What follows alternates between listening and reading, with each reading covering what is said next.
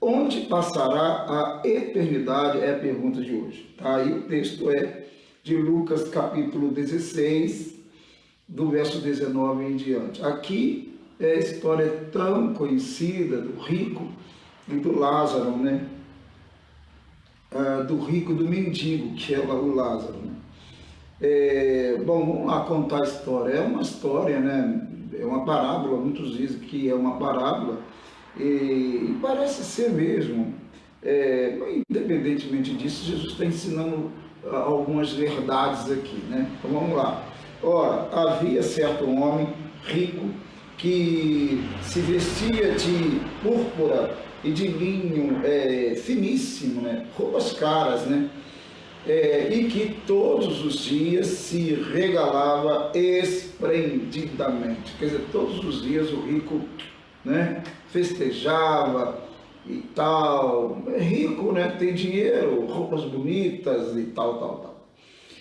Verso 20. Havia também certo mendigo chamado Lázaro, coberto de chagas, que jazia à porta daquele, né? Bom, o Lázaro, ele ficava ali à porta, né, como o texto diz, né? Fica ali à espera de alguma coisa, né? Algum alimento, né? Como diz o texto aqui, né? Verso 21. E desejava alimentar-se das migalhas que caíam da mesa do rico, e até os cães vinham lamber-lhes as úlceras, ou seja, as feridas. E aconteceu morrer o mendigo. Aí, poxa, o mendigo morreu, Lázaro morreu, e ser levado pelos anjos, tá? Para o seio de Abraão, ou seja, para viver ao lado de Abraão, né? Morreu também o rico e foi sepultado. Agora, uns detalhes nesse texto são interessantes, né? Aí o pessoal está chegando, né? Madalena Menezes, bom dia. Rosângela Inácio, bom dia também. Deus abençoe o pessoal chegando aí. Gente, então um detalhe nesse texto é que o mendigo ele morreu, e diz aqui claramente, né, que ele foi levado ao seio de Abraão, ou seja, ao paraíso, né, viver ao lado de Abraão, junto com Abraão. A ideia é essa. E o rico, ele morreu, e aqui não diz nada a não ser foi sepultado. Quer dizer, Lázaro morreu e foi levado pelos anjos.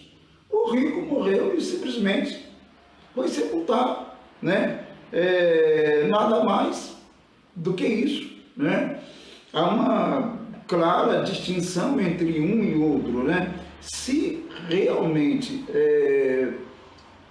digamos, Jesus aqui está querendo dizer o modo como alguém morre quando morre com Cristo, a maneira como ele é conduzido é diferente da maneira do outro, né?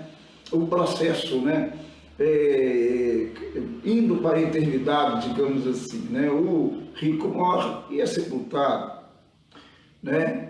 E ele abre os seus olhos lá, já no lugar da eternidade, lá, diferente, distinto de Lázaro. Lázaro, por sua vez, ele morre, ele é levado, ele é conduzido pelos anjos, né? E claro, ele vai para o paraíso, né? Porque aqui a ideia de que aquele que tem Deus, aquele que amou a Deus, aquele que se dedicou a Deus, no caso, aquele que amou o Filho de Deus, tal, e aquele que não amou. É isso aí. Basicamente o texto quer dizer isso aí. Agora, no 23, aí a gente já começa a entender essa distinção, tá? No 23 diz assim, eu estou em Lucas 16, 23. Gente, está um movimento de caminhão aqui, está um movimento, porque eu acho que ontem foi feriado e hoje o pessoal resolveu sair todo mundo. Sei lá. Bom, no 23 diz assim, no inferno, estando em tormentos, levantou os olhos e viu ao longe Abraão e Lázaro no seu seio, né? Ao seu lado, né? Quer dizer, o rico, né? Ele não diz o nome dele, tá? Ele no inferno, aqui no grego é Hades, tá? O que corresponde ao Sheol, né? Do hebraico. Hades, esse lugar, né? Na eternidade.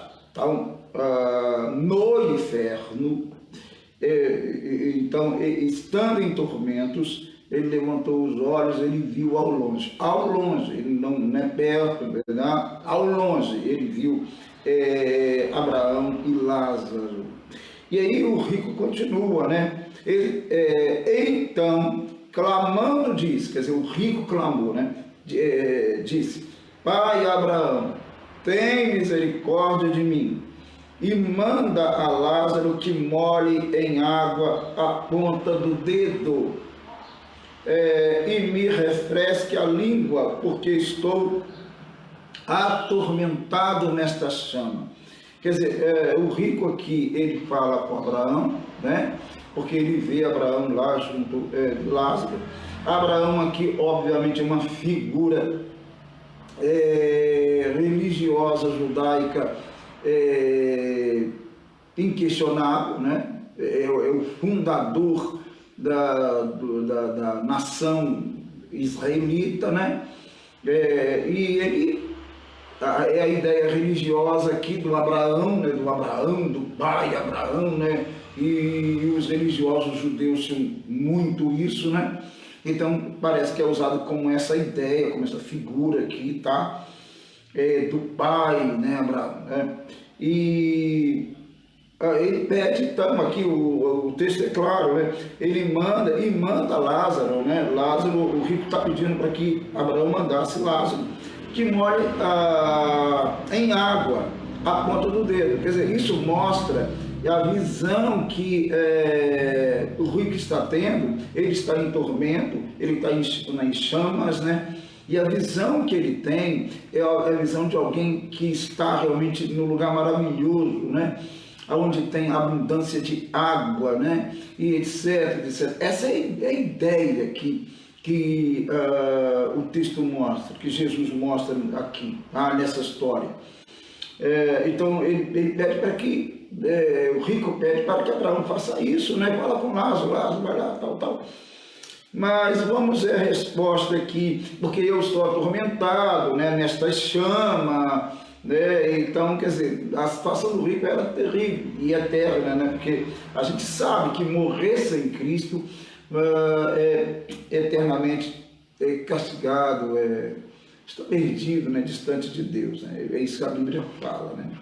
Bom, no verso 25 diz: disse, porém, Abraão vai responder o rico, né? Filho, lembra-te de que recebesse os teus bens em tua vida e Lázaro igualmente os males. Agora, porém, aqui ele está consolado, tu em tormento. O Abraão disse assim: olha, lembra bem que lá, né, em vida, você recebeu tudo, você teve tudo. Lázaro não teve nada, só males, igualmente males, né? Então, Abraão responde assim, ao 26 ele diz: e além de tudo, aí Abraão vai, né, dizer, e além de tudo está posto um grande abismo entre nós e vós. Abraão está falando entre nós e vós. Quando ele usa essa expressão aqui, quando Jesus está contando essa parábola, ele diz entre nós e vós, né? Ele está dizendo nós, plural, lógico, né? E vós, plural. Mas espera aí, ele está falando com o rico. Ele não está falando com vós, ele está falando com uma pessoa, né? A princípio. Mas é lógico que o rico estava junto de sei lá quantas pessoas lá, e Abraão via essas pessoas, né? Lógico. Então, aí Abraão explicando, ele diz no verso 26, né? E além de tudo está posto um grande abismo entre nós e vós, de sorte que os que querem passar daqui para vós, outros não podem, nem os de lá passar para cá. Ou seja, não tem como. Essa ideia de purgatório, por exemplo, na Bíblia não existe isso, né? Ou está num lugar ou no outro, acabou. Não tem, né? Então,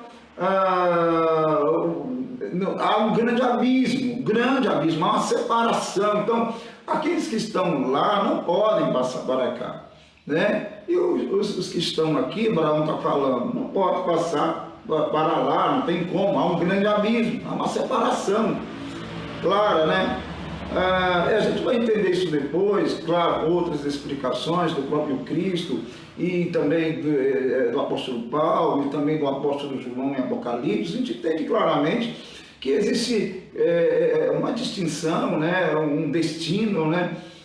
E aqueles que estiverem nesse chamado inferno, né?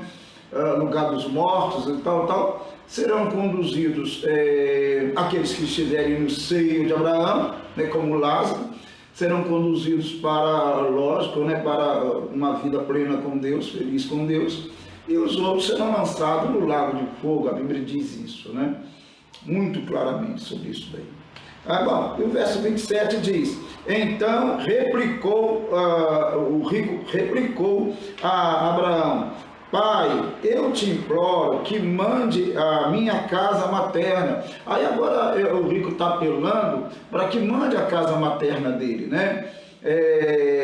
Aí vamos ver a resposta aqui de Abraão. Porque tem, aí ele está argumentando ainda, porque tem 5 irmãos, para que lhes dê testemunho, a fim de não virem também para este lugar de tormento.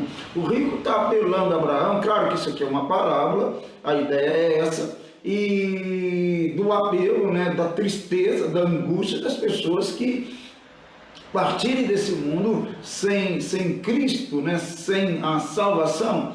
É isso que ele está mostrando aqui. Então ele apela para que Abraão então mande alguém. Mas aí Abraão vai responder. Respondeu Abraão: eles têm Moisés e os profetas ouçam-nos. Olha, eles têm lá a lei, eles têm a palavra lá, a palavra de Deus lá, eles deveriam ouvir a palavra de Deus. Aí ele continua, Abraão continua argumentando. Mas ele mesmo insistiu: não, pai Abraão, alguém dentre os mortos, se for ter com eles, arrepender-se-ão. Olha bem, o rico está dizendo: mas se alguém for ter com eles, alguém que já morreu, for ter com eles, e falar com eles assim: olha, a vida aqui é assim, é desse jeito, é um tormento e tal, eles vão se arrepender. Aí Abraão vai responder. É um debate interessante aqui que Jesus criou, né? Uma dialética, né, interessante que Jesus criou aqui. Bom, aí Abraão diz: Abraão, porém, lhe respondeu: se não ouvem a Moisés e os profetas, tampouco deixarão se persuadir, ainda que ressuscite alguém dentre os mortos. Claro que Jesus está também ensinando claramente aqui que os mortos não podem sair de lá e virem para cá, né? A Bíblia ensina claramente que isso não acontece, né? Não existe essa possibilidade. Bom, a parábola então tem um ensino maravilhoso, né, sobre a eternidade. Quem conta essa parábola é Jesus Cristo, né? Embora o nome não diz, o texto não diz que é parábola, mas a ideia que se tem é que ela seja. Independentemente, ele está ensinando a verdade aqui, né? O grande problema do rico foi que ele, não foi o que ele fez de repente, mas o que ele deixou de fazer, né? Ele deixou de amar a Deus, de se dedicar a Deus, ele deixou de amar o próximo, ele deixou de fazer. Então, o grande problema do rico é não ter feito, né? Ter omitido, né? Não ter tomado as decisões necessárias, né? Direcionadas a Deus e também ao próximo, porque uma coisa está ligada à outra, né?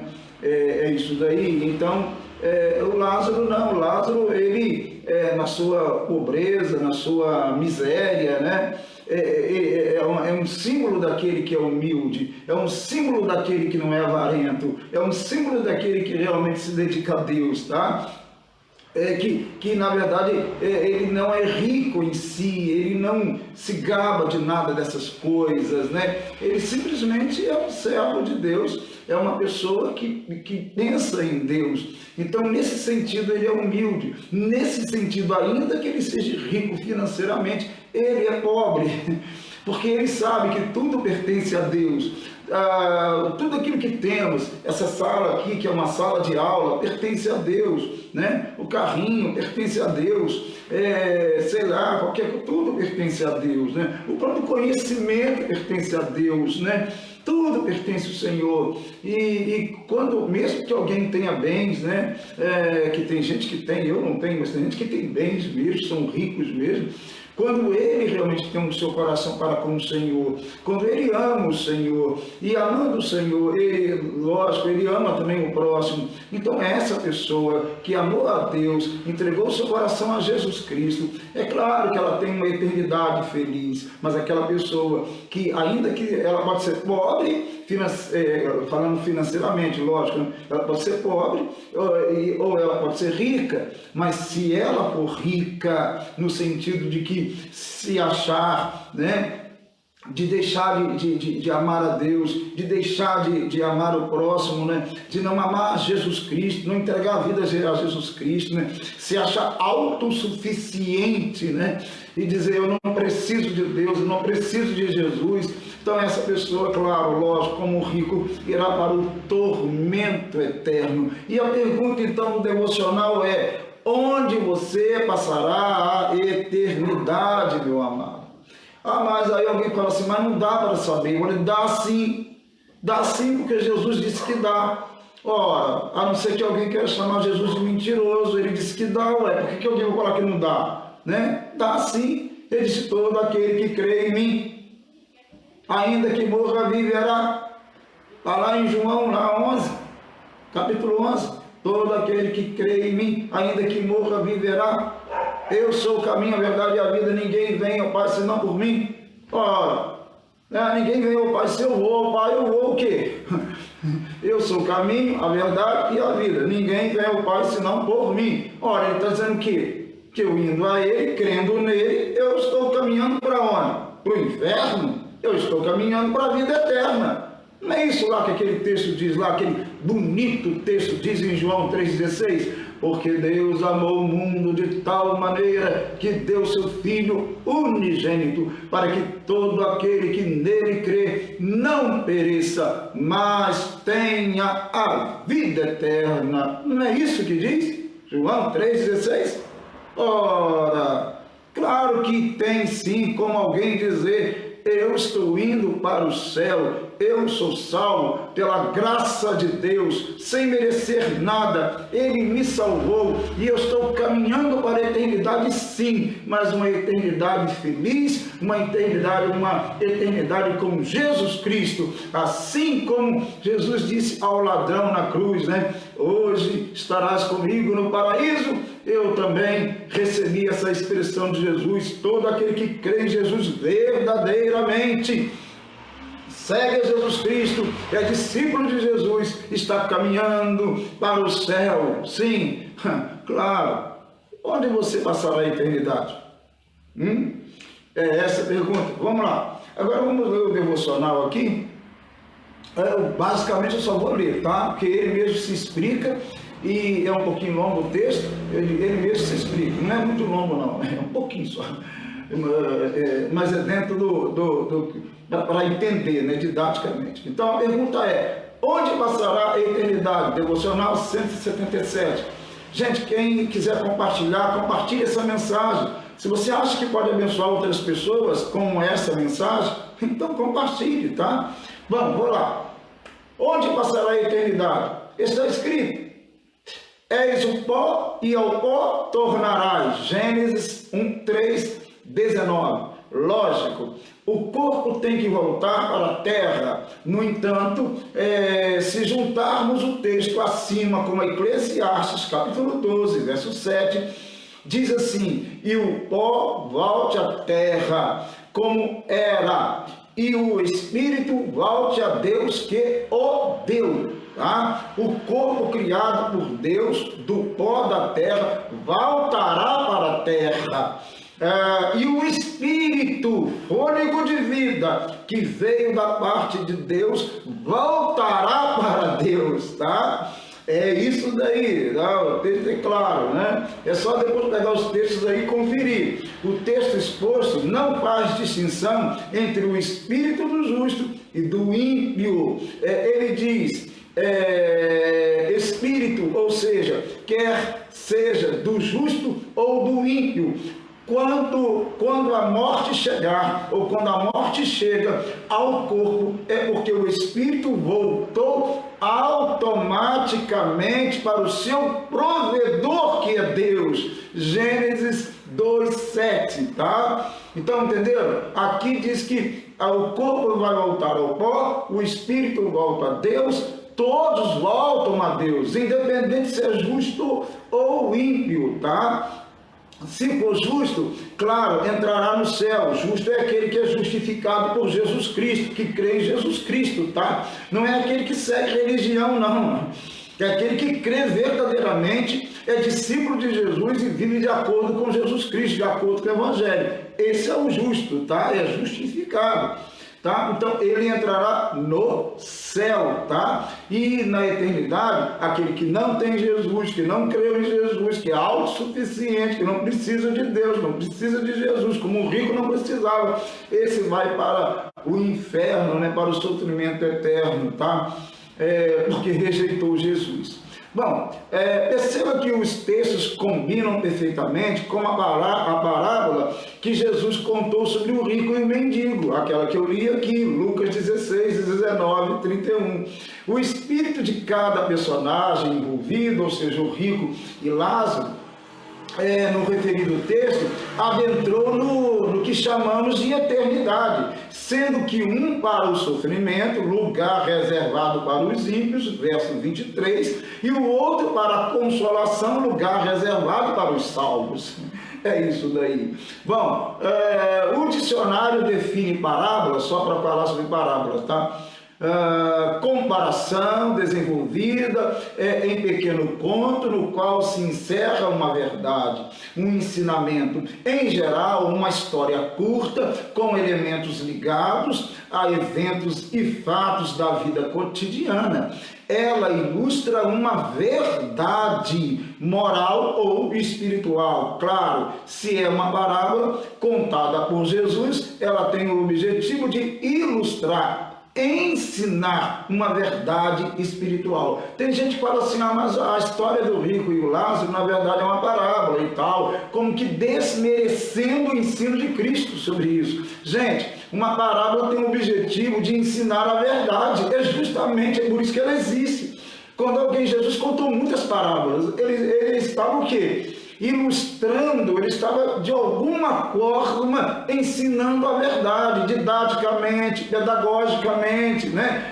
Para melhorar a explicação. A parábola é para isso, tá? Não tem, pelo contrário, né? A gente tinha que entender esses negócios. Bom, é verdade que o texto parabólico não pode ser a única fonte de ensino sobre a vida após a morte, mas também é verdade que o mesmo não deve ser desprezado numa análise bíblica global. Afinal de contas, foi Jesus quem contou a referida parábola do rico e o Lázaro, né? E quem tem maior autoridade do que ele para saber o que se passa na eternidade? Quem tem maior autoridade que Jesus?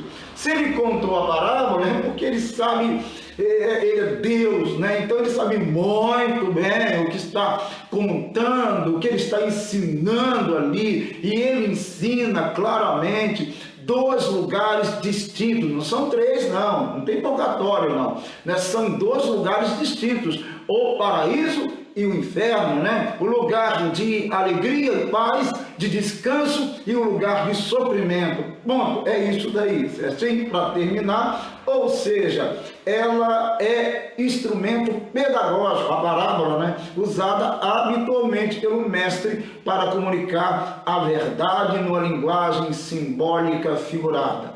É isso daí, meu amado. Deus abençoe sua vida com essa mensagem. Você acha que ela pode abençoar outras pessoas? Compartilhe, meu amado, em nome de Jesus. Vamos abençoar e vamos multiplicar a palavra de Deus, tá bom? Vamos orar ao Senhor neste momento, agradecer a Deus por esse tempo, por essa hora, né? Por tudo, né? Deus tem sido tão bom conosco, né? Então louvemos a Deus. Vamos orar ao Senhor. Deus, muito obrigado. Como o texto diz, onde passaremos a eternidade, Senhor? Esse é o tema desse devocional. A nossa eternidade ela é definida quando, pelo Espírito Santo, pela graça de Deus, nós compreendemos quem é Jesus Cristo e nos entregamos a Ele totalmente. E nós reconhecemos que Jesus Cristo é o Filho de Deus, é o Salvador, e que Ele morreu por nós, derramou seu sangue e ressuscitou dentre os mortos. Cremos nisso, Senhor. E a Tua palavra diz que aqueles que creem nisso têm a vida eterna, vão para a eternidade feliz. Senhor, tenha misericórdia das pessoas que não creem em Cristo Jesus. Há tantas pessoas que têm religião, há tantas pessoas que servem e são adeptos de denominações, mas infelizmente, Senhor, ainda não creram em Jesus Cristo. Portanto, suas vidas não são mudadas, não são transformadas. Deus, abençoe a vida de todos aqueles que estão ouvindo, que as pessoas sejam transformadas pelo poder do Teu Espírito Santo. Em nome de Jesus Cristo, abençoe cada vida, cada alma, em nome de Jesus. Te agradecemos por estar aqui, por viver neste mundo. Dá-nos a Tua orientação e Tua graça, em nome de Jesus. Abençoa-nos, Senhor, grandemente. Abençoe cada pessoa que está assistindo neste momento e aquelas que assistirão depois, em nome de Jesus. Fale aos corações. Abençoe o nosso querido Brasil, as autoridades constituídas desta nação, em nome de Jesus. Amém? Amém? Meu amado, minha amada, Deus abençoe, bom dia para todo mundo. Deus abençoe sua vida. Amanhã, 8 horas, se Deus permitir, estarei aqui mais uma vez. Um grande abraço para todo mundo. Bom dia, em nome de Cristo. Amém? Deus abençoe.